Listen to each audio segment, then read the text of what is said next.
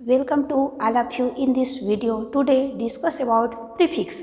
आज हम डिस्कस करने वाले हैं संस्कृत व्याकरण के अंतर्गत उपसर्ग क्या होता है, इसे धातुओं के या शब्दों के पहले किस प्रकार से जोड़ा जाता है और उपसर्ग लगा करके नए शब्द कैसे निर्मित किए जाते हैं। तो आज हम लोग देख लेते हैं संस्कृत व्याकरण के अंतर्गत उपसर्ग।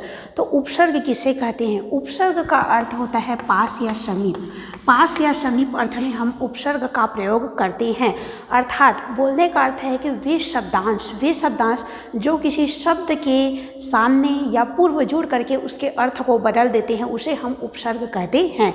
उपसर्ग वे शब्दांश होते हैं, शब्द का अंश या शब्द का भाग। वे शब्दांश होते हैं जो किसी शब्द या धातु मतलब होता है हम लोग का क्रिया। वे शब्दांश जो किसी शब्द या धातु के पूर्व जोड़ करके उसके अर्थ को बदल देते हैं, उसे हम उपसर्ग कहते हैं। वे शब्दांश जो किसी धातु के या धातु रूप के या शब्द के या शब्द रूप के सामने लग करके उसके अर्थ को, जो शब्द है उसके अर्थ को बदल देते हैं, उसे हम उपसर्ग कहते हैं। और बोलने का अर्थ है कि उपसर्ग हर हमेशा आगे चलते हैं, मतलब आगे में सामने में जोड़े जाते हैं। वह हर हमेशा शब्दों के पूर्व जोड़े जाते हैं। जैसे हमारे पास है शब्द हार। हार मतलब होता है माला। अब यहाँ पर हम उपसर्ग डाल देते हैं आ, तो यह हम लोग का हो जाएगा आहार। आहार मतलब हो गया हम लोग का भोजन। तो इस प्रकार से जो उपसर्ग होते हैं वे हर हमेशा किसी भी शब्द के सामने पूर्व जोड़ करके उसके अर्थ को बदल देते हैं, या बोल सकते हैं कि कुछ नया शब्द निर्माण कर देते हैं, कुछ नए शब्द निर्मित कर देते हैं, उसे हम उपसर्ग कहते हैं। देखिए आ उपसर्ग है, हार हम लोग का शब्द है लेकिन नया शब्द बन गया आहार, तो इसका अर्थ हुआ भोजन। यहाँ पर देखिए हार माला और भोजन का कोई संबंध नहीं है, लेकिन आ उपसर्ग लगने के बाद यह हम लोग का हो गया है आहार। मतलब बोलने का सीधा अर्थ है कि उपसर्ग जो है हर हमेशा किसी धातु या किसी शब्द के पूर्व लग करके, सामने लग करके उसके अर्थ को बदल देते हैं या नया शब्द बना देते हैं, तो उसे हम उपसर्ग कहते हैं। संस्कृत में उपसर्गों को धातुओं के और शब्दों के, धातु रूपों के और शब्द रूपों के, या फिर तो बोल सकते हैं धातुओं के, धातु मतलब क्रिया, धातुओं के और शब्दों के पूर्व में रखे जाते हैं। मतलब जितने भी उपसर्ग हैं उन्हें धातुओं के और शब्दों के सामने लगा करके कुछ नया शब्द या कुछ नया पद बनाया जाता है, तो उसे हम उपसर्ग कहते हैं। और उपसर्ग का अर्थ होता है पास या समीप। पास या समीप अर्थ में जब हम संस्कृत व्याकरण में इसका उपयोग करेंगे तो उपसर्ग का अर्थ होगा जो धातुओं के समीप रखे जाते हैं। धातु मतलब होता है क्रिया, धातु रूप बोल सकते हैं या क्रिया रूप, जो धातुओं के समीप पूर्व पास में रखे जाते हैं उसे उपसर्ग कहा जाता है। अब हम लोग देख लेते हैं कि जो उपसर्ग होता है यह सृज धातु में, सृज मतलब होता है सृजन करना, उत्पन्न करना या नया शब्द निर्मित करना। सृज धातु में उपसर्ग लगने से, सृज धातु में उपसर्ग लगा हुआ है तो हम लोग का उपसर्ग निर्मित हुआ है जिसमें घ न्य प्रत्यय एड है। मतलब बोलने का अर्थ है कि हमारे पास सृज धातु, सृज मतलब सृजन करना, नया शब्द, नया निर्माण करना, इसमें उपसर्ग लगा दिए। चूँकि उपसर्ग ही क्या है, उपसर्ग लगने से ही जो शब्द है, उपसर्ग शब्द ही उपसर्ग लगने से निर्मित हुआ है। तो देखिए उप का अर्थ होता है पास या समीप, तो पास या समीप में ले जाना, उप का अर्थ है पास या समीप। तो देखिए सृज धातु सृजन करने में उपसर्ग लगा करके और सृज धातु में घ न्य प्रत्यय ऐड करके हम उपसर्ग शब्द निर्मित किए हैं। उपसर्ग शब्द का अर्थ होता है पास या समीप में।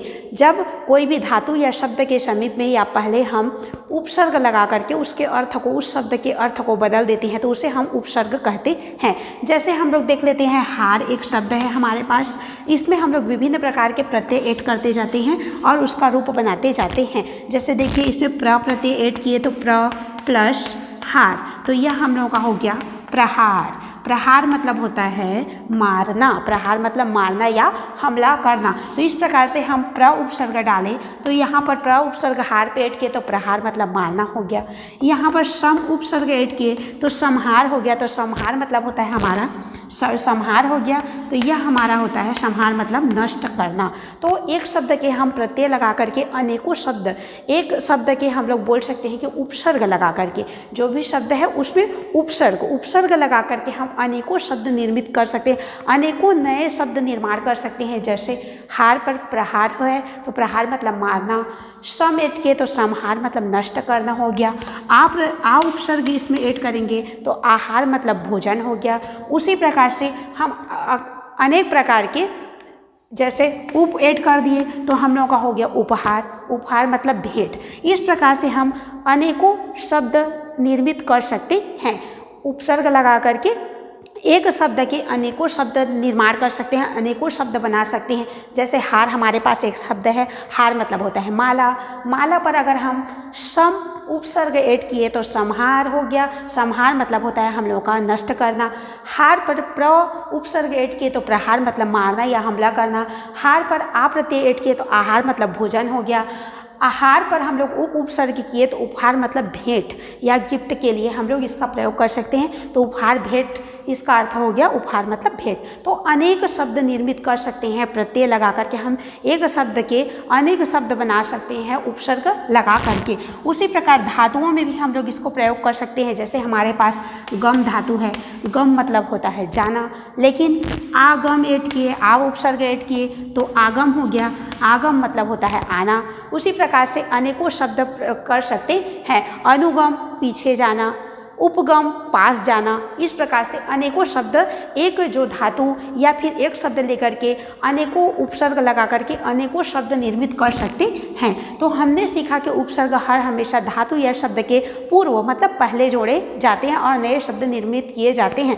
संस्कृत व्याकरण में हम लोग के 22 उपसर्ग होते हैं। संस्कृत व्याकरण के अंतर्गत या बोल सकते हैं संस्कृत में हम लोग के 22 उपसर्ग होते हैं। प्र, पर, अप, सम, अनु, अव, निस, निर, वि, आ, नी, अधि, अपि, सु, उत, अधि, प्रति, अपि, अति, उप। इस प्रकार से हम लोग के 22 उपसर्ग संस्कृत में हम लोग के होते हैं 22 उपसर्ग होते हैं जो हर हमेशा धातुओं के या शब्दों के समीप रखे जाते हैं अर्थात पूर्व में जोड़े जाते हैं। जैसे हम लोग का है प्र, पर, अप, सम, अनु, अव, निस, निर, दुस, दूर, वि, आ, नी, अधि, अपि, वि, अधि, अपि, सु, उत, अभि, प्रति, उप, परि, अति। तो इस प्रकार से हम लोग के 22 उपसर्ग होते हैं संस्कृत में जो हर हमेशा धातुओं और शब्दों के समीप रखे जाते हैं अर्थात उसके पूर्व जोड़े जाते हैं। और नए शब्द का निर्माण किया जाता है, नए धातु रूपों का निर्माण किया जाता है, नए शब्दों का निर्माण किया जाता है उपसर्ग लगा करके। तो आज हम देख लेते हैं प्र।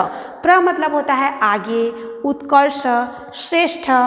मतलब बोलने का अर्थ है कि एक प्रत्यय है, जैसे प्र प्रत्यय है या फिर हम लोग का परि प्रत्यय है या उप प्रत्यय है। तो एक एक प्रत्यय के अनेक अर्थ होते हैं, एक एक प्रत्यय के अनेक। जैसे प्र मतलब आगे, सामने, उत्कर्ष, श्रेष्ठता को दिखाने के लिए हम प्र उपसर्ग का प्रयोग करते हैं। बोलने का अर्थ है कि एक एक उपसर्ग के अनेक अनेक अर्थ होते हैं, अनेकों अर्थ होते हैं, लेकिन उसका रियल अर्थ, रियल वस्तुतः उसका रियल में क्या अर्थ है यह तभी पता चलता है जब वे किसी शब्द के सामने जुड़ करके उसके अर्थ को बदल देते हैं, तब इनका पता चलता है कि इसका रियल में अर्थ क्या है। और उपसर्ग अकेले में प्रयुक्त नहीं होते हैं। जब भी ये वाक्य में हम इनका प्रयोग करेंगे तो ये अकेले में प्रयुक्त नहीं होते, हम अकेले में इसको यूज नहीं कर सकते, बल्कि किसी शब्द या धातु के सामने जोड़ करके ही इनका प्रयोग किया जाता है। इस प्रकार से देखिए प्र हम लोगों का है प्र आगे, उत्कर्ष सामने। अगर हार पर हम लोग ऐड करते हैं प्र तो यह हम लोगों का हो जाता है प्र उपसर्ग ऐड किए हार शब्द पर हम लोगों का हो गया प्रहार मतलब हमला करना। इस प्रकार से जैसे प्रमाण हो गया, प्रहार हो गया, अनेकों शब्द निर्मित कर सकते। एग्जाम की दृष्टि से हम लोग देखेंगे तो सिर्फ पूछा जाता है कि प्र या फिर तो कोई भी उपसर्ग दे दिया रहेगा, अव, अनु, जैसे अव, अनु, प्र, अनु, अव, उपसर्ग लगा करके दो शब्द बनाइए, दो शब्द निर्मित कीजिए, ऐसा पूछा जाता है। तो हम लोग दो शब्द बना करके देख लेते हैं। और हमें पूछा जाता है कि जो प्रत्यय युक्त जो हमारे पास शब्द या रूप हैं उसमें धातु और प्रत्यय को प्रकृति प्रत्यय या बोल सकते हैं कि हम लोग के उपसर्ग को उपसर्ग है तो हर हमेशा उपसर्ग ही पूछा जाएगा। जैसे प्रचरती है तो इसमें कौन सा उपसर्ग लगा हुआ है, इसमें उपसर्ग और शब्द को अलग कीजिए। और जब उपसर्ग और शब्द को अलग करेंगे तो प्रत्यय लगा होगा पीछे, तो वो भी हम लोगों का ऑटोमेटिक अलग हो जाएगा। जैसे प्र, अव, अनु, उपसर्ग लगा करके दो शब्द निर्मित कीजिए। तो एग्जाम की दृष्टि से सिर्फ देखेंगे कि दो शब्द पूछे जाएंगे कि उपसर्ग लगा करके बनाइए, या फिर तो हम लोगों का उपसर्ग और शब्द को अलग कीजिए, इस प्रकार से पूछा जाता है। या पूछा जाता है कि इसमें कौन सा उपसर्ग लगा हुआ है। जैसे प्रभवती है, हमारे पास है प्रभवती, भू धातु या भव धातु में हम प्र उपसर्ग लगाए हैं तो प्रभवती हो गया है। तो इसमें कौन सा प्रत्यय लगा हुआ है, तो इसमें प्र उपसर्ग लगा हुआ है। अब देख लेते हैं हम लोग प्र में, प्र का अर्थ है सामने, उत्कृष्ट या आगे या अच्छे अर्थ में हम प्र का प्रयोग करते हैं। अगर दो शब्द निर्माण करेंगे तो प्रहार हो गया, प्रमाण हो गया। प्रभवती, भव धातु पर ऐड किए प्रभवती, और प्रचरति, चरति धातु रूप है उसमें प्र ऐड किए तो हम लोग का प्रचरति हो गया। प्रभवती, प्रभवती मतलब उत्पन्न होता है। उसी प्रकार से प्रचरति मतलब आगे बढ़ता है, इस अर्थ में हम प्र उपसर्ग का प्रयोग करते हैं। अब देखिए परा, परा मतलब होता है हीनता, लघुता, हीनता, लघुता, उत्कर्ष, इस अर्थ में हम परा उपसर्ग का प्रयोग करते हैं। अब दो दो शब्द हम लोगों को बनाना है, तो जैसे पराभवती, पराभवती पीछे जाता है, बोल सकते हैं पराजयते, हारता है। तो इस प्रकार से अनादर, लघुता, हीनता या उल्टा अर्थ में हम परा उपसर्ग का प्रयोग करते हैं। लेकिन हर उपसर्ग का क्या अर्थ है वह तब पता चलता है, रियल में उसका अर्थ क्या है वो तब पता चलता है जब वे शब्दों के साथ जुड़ते हैं। जैसे पराजयते, हारता है। अब देखिए अप मतलब होता है लघुता, हीनता या बोल सकते हैं निम्नता, इस अर्थ में हम अप उपसर्ग का प्रयोग करते हैं। अगर अप उपसर्ग लगा करके दो शब्द निर्मित करते हैं, धातुओं के समीप जोड़ देते हैं तो हम लोगों का हो जाएगा अपहरति, अपहरति। उसी प्रकार से अपवदति, अपवदति बात बोलता है, बोल सकते हैं बाद में बोलता है, या फिर तो निंदा करता है। उसी प्रकार से अपहरति हरण करता है, समीप मतलब बोल सकते हैं कि अप जो प्रत्यय है उनके विभिन्न शब्दों के साथ जोड़ करके, विभिन्न धातु रूपों के साथ जोड़ करके, विभिन्न धातुओं के साथ जोड़ करके हम नए शब्द उपसर्ग लगा करके नए शब्द बना सकते हैं। जैसे अनु, अनु मतलब होता है पीछे, पीछे अर्थ में हम अनु उपसर्ग का प्रयोग करते हैं। पीछे, पास या निकट अर्थ में हम अनु का प्रयोग करेंगे। और देखिए अनु उपसर्ग ऐड करेंगे, जैसे गच्छ धातु गम धातु है तो हमारे पास गच्छति, अनु गच्छति पीछे जाता है, अनुभवति अनुभव करता है। इस प्रकार से हम दो शब्द निर्मित कर सकते हैं। उसके बाद है औ, औ मतलब हीनता, लघुता या उल्टा अर्थ में भी हम औ का औ उपसर्ग का प्रयोग करते हैं। जैसे अवरोहति, अवतरति शब्द निर्मित होंगे हम लोगों के, अवरोहति, अवतरति। इन्हें हम धातु रूप भी निर्मित हुए हैं, बोल सकते हैं, क्योंकि ये धातु रोहति हम लोगों का धातु रूप है, उसके साथ ऐड किए हैं। अवरोहति नीचे उतरता है, अवतरति इसका भी अर्थ होता है नीचे उतरता है या उतरता है, बोल सकते हैं। जैसे निस, निस का अर्थ होता है बुरा, कठिन या दुरुपयोग। उल्टा अर्थ में भी हम निस प्रत्यय का, निस उपसर्ग का प्रयोग करते हैं। निस हर हमेशा उपसर्ग मतलब आगे जोड़े जाते हैं, जो सामने उपसर्ग हुआ तो निस उपसर्ग का प्रयोग हम हीनता, लघुता या उल्टा अर्थ में निस उपसर्ग का प्रयोग करते हैं। शब्द निर्मित होंगे निष्कारणम, बिना कारण का, निश्चिन्होति। इस प्रकार से शब्द निर्मित कर सकते हैं या पद धातु रूप निर्मित कर सकते हैं। जैसे निर, निर मतलब भी होता है उल्टा, हीनता या लघुता या निषेध अर्थ में, मनाही के अर्थ में हम निर और निस का प्रयोग करते हैं। जैसे निरीक्षयते निरीक्षण करता है, निर्दिशति उपदेश देता है। जैसे दुष है, दुष मतलब बुरा, कठिन या फिर निम्न के लिए हम दुष उपसर्ग का प्रयोग करते हैं। अब देखिए प्रयोजन, प्रयोजन में हम दुष का उपयोग करेंगे तो दुष्प्रयोजन, गलत प्रयोजन, गलत प्रयोजन इस अर्थ में। जैसे दुष्चरति, दुष्चरति। और देखिए दूर, दूर का अर्थ भी होता है, जैसे दुष्ट का होता है उसी प्रकार से दूर का अर्थ होता है उल्टा, लघुता, हीनता। जैसे दूर उक्ति मतलब गाली देता है या गलत शब्द उच्चारित करता है, बोलता है। दुर्गच्छति, दुर्गच्छति मतलब दूर जाता है या बोल सकते हैं बाहर जाता है। उसी प्रकार से अगला उपसर्ग देख लेते हैं संस्कृत व्याकरण के अंतर्गत वी। हम लोगों के पास है उपसर्ग वी। वी मतलब होता है विहीन अर्थ में प्रयोग करेंगे, समान अर्थ में प्रयोग करेंगे, साथ अर्थ में भी इसका प्रयोग किया जाता है। तो वी तरति, जैसे हम एक शब्द तरति हमारे पास है, तरति धातु रूप है, उसमें नए शब्द निर्माण करना है, नए पद, तो वी उपसर्ग ऐड किए हैं। तो वी तरति वितरण करता है, बांटता है अर्थ में।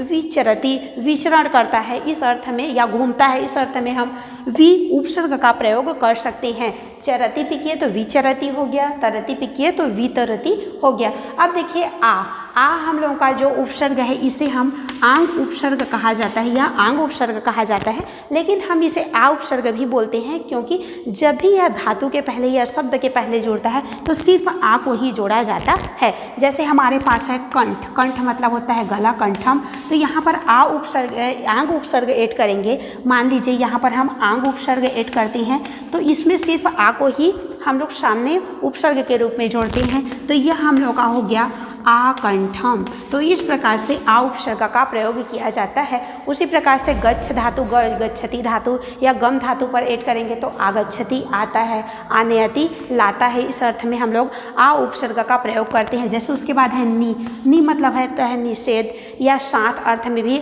और अनेकों अर्थों में भी इनका प्रयोग किया जाता है। जैसे निर्दिशति दिशा दिखाता है, निपतति गिरता है, इस अर्थ में भी हम प्रयोग कर सकते हैं। जैसे अधि मतलब होता है सामने, उत्कृष्ट, समान की ओर, बहुत सारे अर्थों में हम इनका प्रयोग करते हैं। जैसे अधिराजते, अधिशेते, इसका प्रयोग कर सकते हैं, हम शब्द बना सकते हैं अधिराजते, अधिशेते। अपि मतलब होता है पास या निकट अर्थ में हम लोग इसका प्रयोग करते हैं, तो अपि के लिए दो शब्द बनाते हैं, जैसे अपि धत्ते और अपि गिरति। अपि गिरति, अपि धत्ते, इस प्रकार से हम दो शब्द निर्मित कर सकते हैं। अब देखिए सु मतलब होता है अच्छा, श्रेष्ठ, उत्तम, इस अर्थ में हम सु उपसर्ग का प्रयोग करते हैं कोई भी शब्द के सामने, शब्द रूप के सामने या फिर तो धातु रूप के सामने जोड़ते हैं। जैसे शोभते हम लोग का धातु रूप है, शोभ धातु पे शोभते हम लोग का धातु रूप है, इसमें सु उपसर्ग प्रयोग करें तो सुशोभते, अच्छी तरह से सुशोभित होता है। मान लीजिए सु हम लोग का उपसर्ग है पुत्रेण, ये हम लोग का शब्द रूप है, तृतीय विभक्ति एक वचन का पुत्रेण, पुत्रेण कर्ता ने कर्म को कर से मतलब एक तृतीय विभक्ति से के लिए पुत्र से तो सुपुत्रेण, अच्छे पुत्र से। तो देखिए सुपुत्रेण हम लोग का शब्द रूप है, उसके सामने भी हम लोग शब्दों के सामने उपसर्ग लगाते हैं, शब्द रूपों के सामने भी उपसर्ग लगाते हैं, धातु के सामने उपसर्ग का प्रयोग करते हैं, धातु रूपों के सामने भी हम उपसर्ग का प्रयोग करते हैं। मतलब उपसर्ग का सीधा अर्थ है कि जो सामने जोड़े जाते हैं, कोई भी शब्द रहे उसके सामने जोड़े जाते हैं वे उपसर्ग कहलाते हैं, या पूर्व रखे जाते हैं वे उपसर्ग कहलाते हैं। तो उसी प्रकार से देखिए सुपुत्रेण हो गया, सुशोभते, उत देखिए उसके बाद हम लोग का उपसर्ग उत, तो उत्पतति, उत का अर्थ होता है ऊपर सामने या अच्छा अर्थ में हम उत का प्रयोग करते हैं। उत्पतति, उद्यते। अब देखिए पतति मतलब होता है गिरना, लेकिन उसमें उत उपसर्ग ऐड किए तो उत्पतति हम लोग का हो गया है, तो उत्पतति मतलब उड़ना। उसी प्रकार से उड्डयते, उत प्लस उत में हम लोग डयते तो उत्डयते हो गया, इसका अर्थ भी होता है ऊपर उड़ना या उड़ना। अब देखिए अभि प्रत्यय है, अभि मतलब होता है जानना, अभि का प्रयोग करते हैं जानना, उत्कृष्ट, समानता अर्थ में और अनेकों अर्थ में इसका प्रयोग करते हैं। जैसे अभिजानती, उसे जानता है। अभ्यागतः मतलब होता है आगंतुक, जो आया हुआ है। अब इस प्रकार से देखिए परि का अर्थ हम होता है समान, निषेध, अनेकों अर्थ में, उल्टा अर्थ में भी हम प्रयोग कर सकते हैं या श्रेष्ठ बताने के लिए। जैसे परिहरति, शब्द निर्मित करेंगे परिहरति और परिणयति। मान लीजिए हमारे पास परिणयति, अब यहाँ पर देखेंगे परिणयति, हम लोग परि उपसर्ग ऐड किए हैं तो परिणयति हो गया है, मतलब विवाह करता है, इस अर्थ में हम अब देखिए विवाह करता है, तो इस अर्थ में हम अनेकों और शब्द निर्मित कर सकते हैं। अब देखिए उपसर्ग ऐड करेंगे तो हम लोग का उप मतलब होता है पास, निकट, लघुता, हीनता या समान अर्थ में भी इनका प्रयोग करते हैं। उप का जैसे गच्छति हम लोग का धातु रूप है, उपगच्छति ऐड किए तो पास जाता है। उपहरति, हरण करता है। अब देखिए अति मतलब होता है अत्यधिक, किसी भी चीज़ की अधिकता को हम लोग प्रयोग करेंगे अति उपसर्ग का। मान ली अति अधिकम, तो हम लोग का हो जाएगा अत्यधिकम, अति प्लस अधिकम मतलब होता है हमारा अधिक, तो यह हम लोग का हो जाएगा अत्याधिकम। लेकिन यहाँ पर हम लोग को कुछ और समझना है कि जब भी हम लोग उपसर्ग कोई भी शब्द के सामने या धातु के सामने, धातु रूप के सामने उपसर्ग लगाते हैं और जब भी हम दोनों को जोड़ते हैं, मान लीजिए अति और अधिकम को ज्वाइन कर रहे हैं, अति उपसर्ग है और अधिकम हम लोगों के पास शब्द है, तो जब भी हम लोग दो उपसर्ग और शब्द को जोड़ते हैं, उपसर्ग और शब्द को, उपसर्ग या धातु रूप को जोड़ते हैं, तो हमें संधि के नियमों का भी पालन करना पड़ता है। संधि के हमारे जितने भी नियम हैं, स्वर संधि के हमारे 8 नियम हैं, व्यंजन संधि के नियम है, विसर्ग संधि के नियम है, तो संधि के जितने भी नियम हैं उनको पालन करना पड़ता है। मतलब जब भी वो नियम लागू होंगे तभी हमें उस नियमों का पालन करना पड़ता है, अर्थात संधि के अनुसार ही हम उपसर्ग और शब्द को जोड़ते हैं। जैसे देखिए अति, यहीं पर हम लोगों को देखना है अति प्लस अधिकम, अति प्लस अधिकम, तो हम लोगों का अति अधिकम सिंपल लिख देना था, अति फिर अधिकम लिख देना था, बट यह हम लोगों का हो जाता है अति अ प्लस त प्लस ई प्लस, ये हम लोगों का अ ता को हाफ कर दिए तो ई की मात्रा इधर हो गई, मतलब वर्ण में मात्रा को हटाएंगे तो हाफ वर्ण बचता है, हाफ अक्षर बचता है। और यहाँ पर अ प्लस और धीकम का लिख देते हैं, धीकम एक साथ लिख देते हैं क्योंकि हम लोग को ज्वाइंट इधर ही करना है, यहाँ आवश्यकता है। तो अति प्लस अधिकम, तो यहाँ पर देखिए अ का आ हो गया और ई और अ को जब भी हम लोग ज्वाइंट करते हैं तो ई अ या स्वर संधि का नियम है कि ई अ या हो जाता है। तो देखिए ई अ, ई जब ई के बाद या बोल सकते हैं ई के बाद कोई भी अन्य स्वर आए तो वह य हो जाता है। तो ई अ य, छोटा ई आए या बड़ा ई आए, उसके बाद कोई भी अन्य स्वर आता है तो वह य हो जाता है, अर्थात सिंपल अर्थ हम बोल सकते हैं ई अ य स्वर संधि का नियम है तो यह लागू हो जाएगा। तो देखिए त का हाफ त है तो ऐसे लिख सकते हैं हम लोग, और या और धीकम का हो गया धीकम, तो हम लोगों का हो गया अत्याधिकम। यहाँ पर देखिए अति प्लस अधिकम, तो यहाँ पर हम लोगों का हो जाएगा अत्याधिकम। तो इस प्रकार से हम लोगों का हो गया अति प्लस अधिकम इक्वल अत्याधिकम। अब देखिए अति प्लस आचार, तो हम लोगों का हो जाएगा अत्याचार। मान लीजिए इसमें हम लोग और अच्छे से समझ सकते हैं अति प्लस आचारः, अति प्लस आचारः, तो यहाँ पर देखिए अत्या हो गया, चूँकि ई और अ को यहाँ पर ई की मात्रा है, मान लीजिए हम लोग इसको अलग करते हैं, अ प्लस त प्लस ई प्लस ई की मात्रा अलग हो गया हम लोगों का, प्लस यहाँ पर देखिए आ प्लस चारह, तो इस प्रकार से देखिए अ का अ हो गया, आधा त है त लिख दिए, ई और आ को जोड़ते हैं तो हम लोगों का हो जाता है या, ई अ य ई आ या, तो अत्या और चारह। तो इस प्रकार से हमें संधि के नियमों का भी पालन करना पड़ता है। संधि के जितने भी नियम हैं उनको हम लोग जब भी उपसर्ग लगाते हैं तो जब यूजफुल हो, जब जरूरत पड़े तो उसका भी प्रयोग किया जाता है। जैसे प्रति प्लस एकम इक्वल प्रत्या एकम, तो इस प्रकार से हम लोग प्रति प्लस एकम, प्रति हम लोग का उपसर्ग है एकम पे, तो प्रत्या एकम, इस प्रकार से संधि के नियमों का भी हम लोग को पालन करना पड़ता है। अब हम लोग देख लेते हैं आगे उपसर्ग। यहाँ पर प्रत्येकम हो गया और अत्याधिकम अत्याचार, और यहाँ देखिए अभि प्रत्यय लगाए हैं तो हम लोग का अभिजानाति अभ्यागता हो गया है, परि उपसर्ग लगाए तो परिहरति और परिणयति, और उसी प्रकार से उपसर्ग ऐड किए, उपसर्ग ऐड करेंगे धातु पे तो उपगच्छति पार जाता है, उपहरति हरण करता है। अब देखिए अति मतलब होता है अत्याधिक, अधिक मात्रा में, तो अधिकम में ऐड करेंगे तो अत्याधिकम हो जाएगा, अति प्लस अधिकम अत्याधिकम हो गया, और अत्याधिकम, और उसी प्रकार से अति प्लस आचारः, तो ये हम लोगों का हो जाएगा अत्याचारः, मतलब अधिक मात्रा में, अधिक मात्रा में आचरण या गंदा आचरण, और अत्याधिकम मतलब अत्यधिक, अधिक से भी अधिक, ज़्यादा से भी ज़्यादा, तो अति का प्रयोग भी हम लोग अधिक के लिए करते हैं। यहाँ पर और एक अधिक है तो और अधिक के लिए हम लोग यहाँ पर अति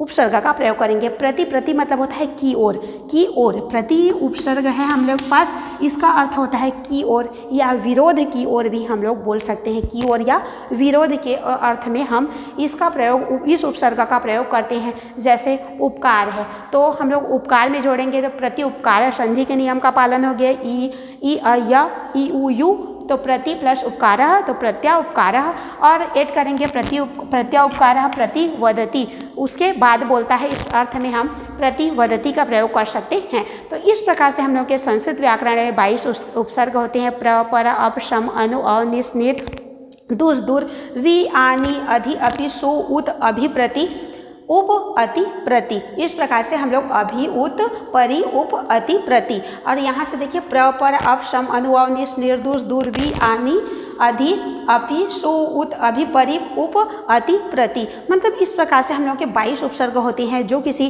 शब्द के सामने जुड़ते हैं, धातु के सामने जुड़ते हैं, धातु रूपों के सामने जुड़ते हैं, शब्द रूपों के साथ जुड़ते हैं और उसके अर्थ को, जो शब्द है उसके अर्थ को बदल देते हैं या फिर तो एक नया शब्द बना देते हैं, तो उसे हम उपसर्ग कहते हैं। एग्जाम की दृष्टि से हमें यह पूछा जाता है कि जैसे हम लोगों के पास कोई भी उपसर्ग दे दी है, प्र, पर, आप, सम, अनु, अव, निश, जो भी उपसर्ग, जैसे प्र, उप या फिर दे दिया है सम, उपसर्ग लगा करके इन तीनों को, दो को या एक को दे सकता है, प्र या उप या सम, उपसर्ग लगा करके दो दो शब्द निर्मित कीजिए, दो दो नए शब्द बनाइए, प्र या उप उपसर्ग लगा करके दो दो शब्द बनाइए। तो एग्जाम की दृष्टि से बोला जाए तो जैसे प्र लगा कर प्रभवती, प्रचरति हो गया, उप ऐड कर देंगे तो उप गच्छति, उप हरति, सम ऐड करेंगे तो समहार, सम गच्छति, इस प्रकार से हम ऐड कर सकते हैं। और एक शब्द के अनेकों शब्द, उपसर्ग लगा करके एक शब्द के अनेकों शब्द बना सकते हैं।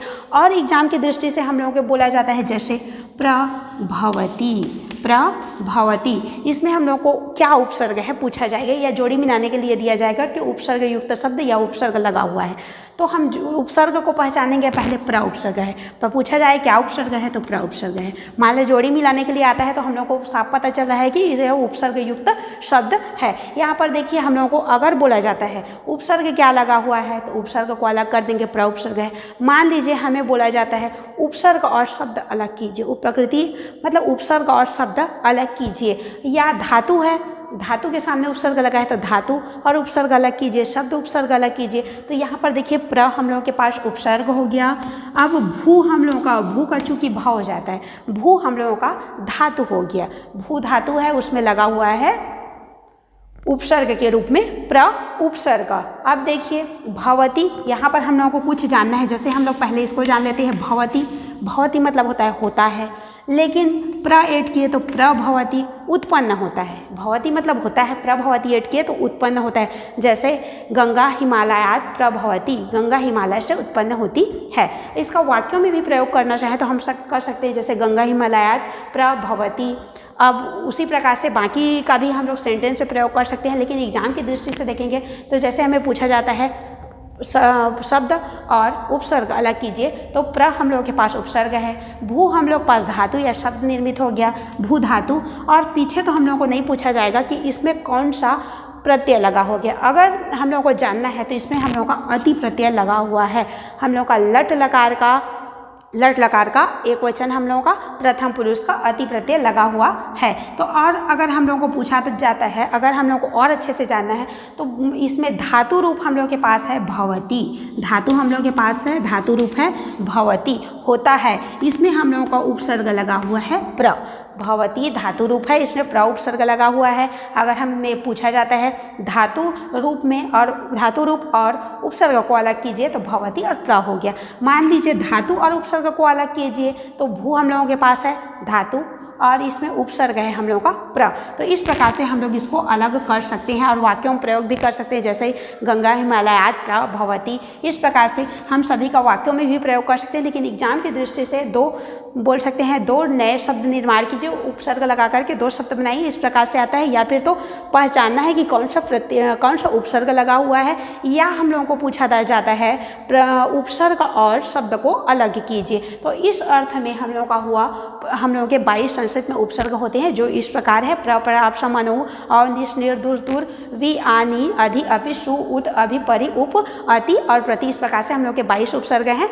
और इनका ये जितने भी उपसर्ग हैं ये हर हमेशा कोई भी शब्द रहे या फिर धातु रहे या फिर तो हम लोगों के पास शब्द रूप रहे, शब्द रूप बोलने का अर्थ है शब्द के साथ विभक्ति चिन्ह ऐड रहे, या फिर तो धातु रूप रहे, धातुओं का रूप रहे, तो उसके सामने हम उपसर्ग का प्रयोग करते हैं, इनके सामने हम उपसर्ग को जोड़ते हैं। जैसे एक एग्जाम्पल के लिए और देख लेते हैं, जैसे हमारे पास है गम धातु, गम मतलब होता है जाना, गम मतलब होता है हमारा जाना, गम का गच्छ भी होता है, गम मतलब जाना, गच्छ मतलब भी जाना। तो इसमें हम लोग आ उपसर्ग ऐड किए, आगम, आगम मतलब होता है आना, आगम मतलब आना, इस प्रकार से आगम मतलब होता है आना, गम मतलब हम लोगों का हो गया जाना, गम मतलब हो गया जाना, लेकिन उसमें आ उपसर्ग ऐड किए तो आगम मतलब आना। अब यहाँ पर देखिए अनुगम, अनुगम मतलब पीछे जाना, अनुगम मतलब पीछे जाना। अब अव ऐड किए तो अवगम, अवगम मतलब होता है जानना। मतलब बोल सकते हैं एक धातु ले लिए हैं, उनके अनेक हम लोग शब्द निर्मित कर सकते हैं। एक धातु रूप ले लेंगे तो अनेक उसके धातु रूप निर्मित कर सकते हैं। जैसे गम है तो आगम, गम मतलब जाना, आगम मतलब आना, अवगम मतलब जानना, अनुगम मतलब पीछे जाना। अब हम लोग ऐड कर देते हैं उपगम, उपसर्ग ऐड करेंगे, उपगम मतलब पास जाना। इस अनेकों और अनेक शब्द निर्मित कर सकते हैं। जैसे गच्छति यहाँ पर ले लेते हैं, गच्छति मतलब जाना, तो हम लोग का आगच्छति आना, अनुगच्छति पीछे जाना, अवगच्छति बाहर जाना निकलना, उपगच्छति पास जाना। तो इस प्रकार से एक जो शब्द है उसमें अनेकों उपसर्ग लगा करके हम अनेकों शब्द निर्मित कर सकते हैं। तो यहाँ से हम लोगों का उपसर्ग पूर्ण होता है। Thank you.